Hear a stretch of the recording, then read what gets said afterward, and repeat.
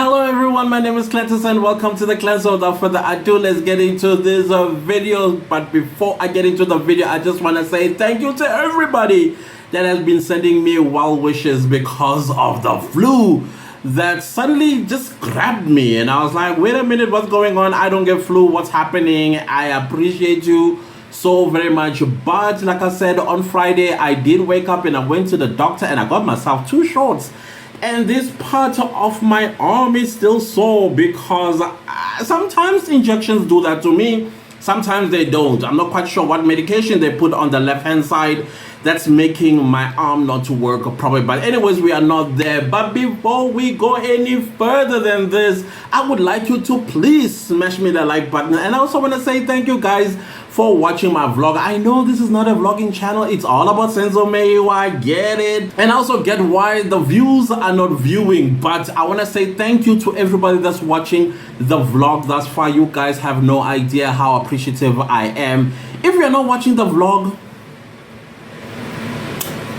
we'll deal with each other at some point. Don't worry, we'll deal with each other at some point. Anyways, let's get into this video and go to Eswatini, Swaziland, or formerly known as Swaziland, where apparently, and I know this video is going to be one of those videos where 30%ers are going to comment before watching the whole thing. But anyways, that's their business.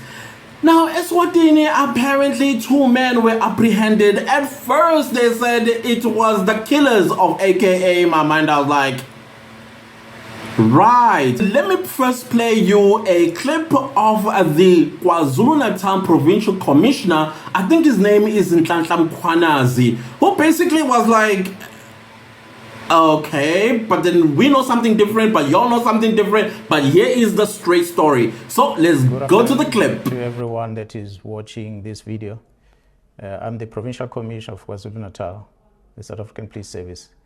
I am responding to the media articles that is making the rounds in the country with regard to the case that we are investigating, which involves a famous person, Mr. Forbes, together with his friend who were murdered early last year in Durban in KwaZulu-Natal.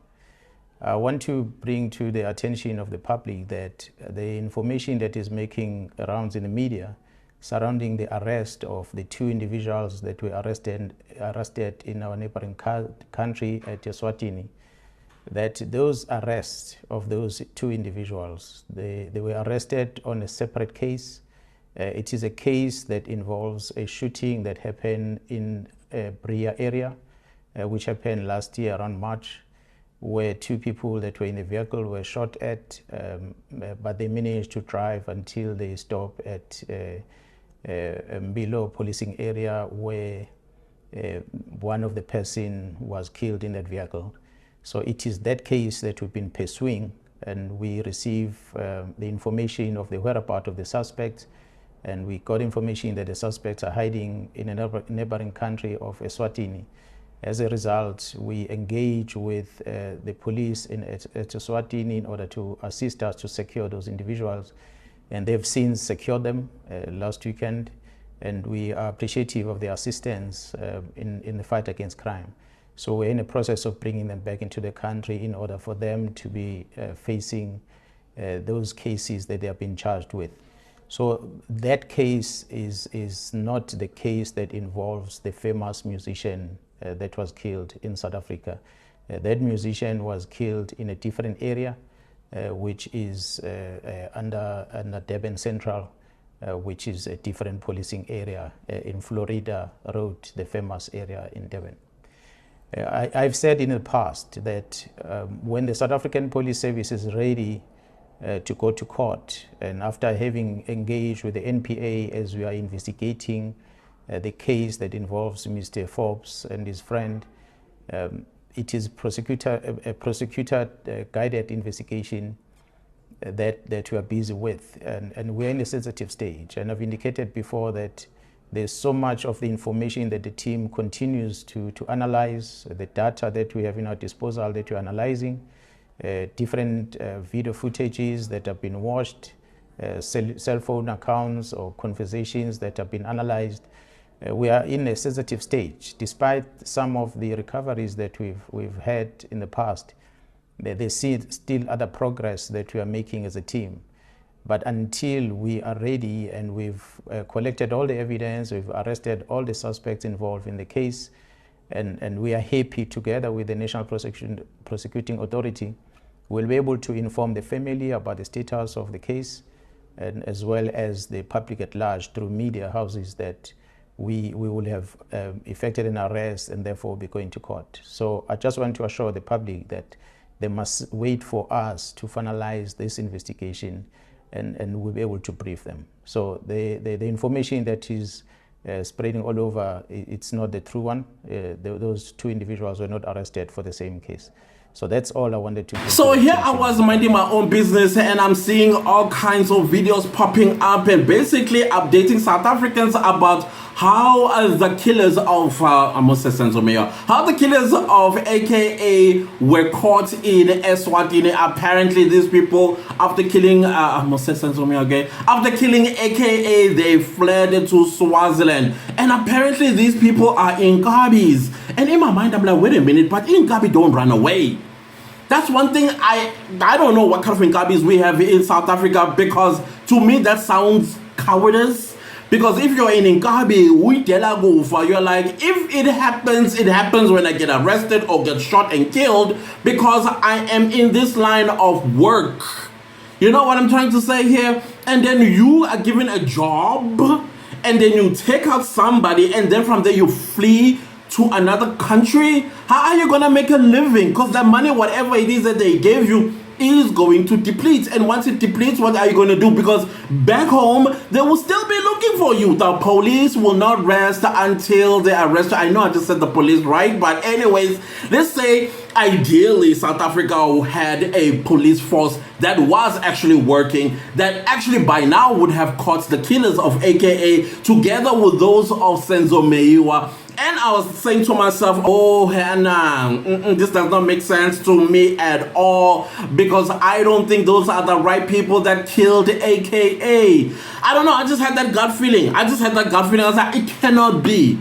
It cannot be that suddenly now they are found in Swaziland doing what Eswatini. Because Eswatini, we have extradition treaty. Might as well Eswatini be South Africa. Just like Lesotho might as well be South Africa. Just like what other country that is within our belly of the country, we might as well consider them as South Africa. But I get the whole international fences that they first have to get extradition to get into South Africa, and then they face the charges of killing AKA. Then I understood that indeed these two men, apparently there were three all in all, because the house, when the Eswatini police went and invaded it, they found that three men actually live there, and none of them are Eswatini citizens, but they are of South Africa, Zulu speaking.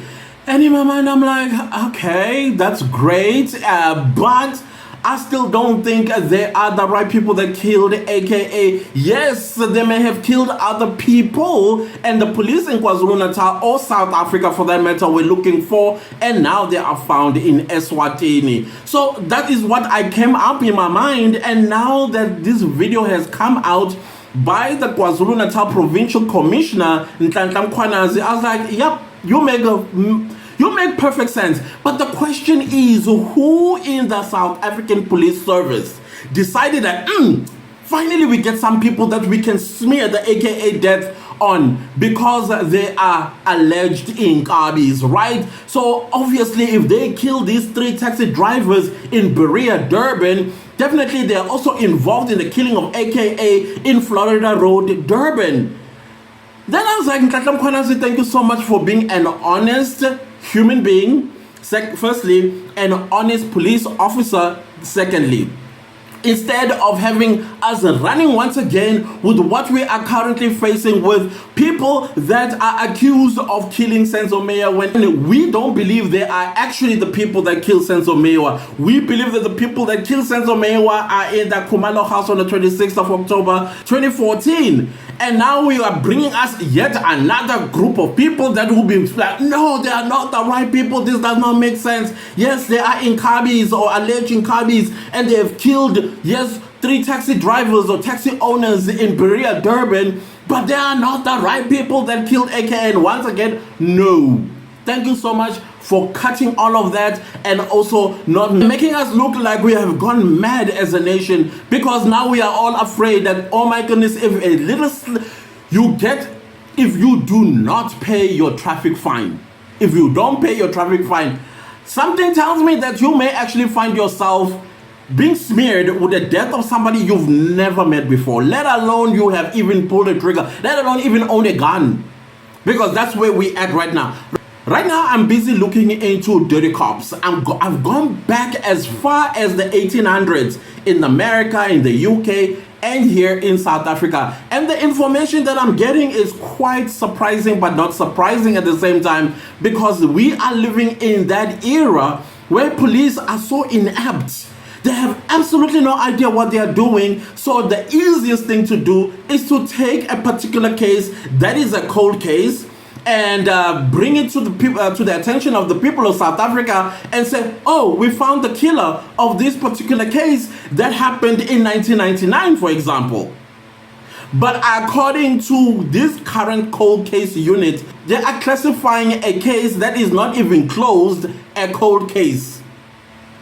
And so now you are thinking, if I am pulled over by the police, hey, one of two things are going to happen. Either I'm going to be arrested for this traffic fine that I have not paid, or I'm going to be arrested. Then I'm going to hear that I pulled a trigger on this person, and I pulled a trigger on that person, and this person has died so many years ago, or whatever the case might be. This is the type of country we are living in. And my research on this particular issue, it is scary. It is so scary because it has happened before in other countries.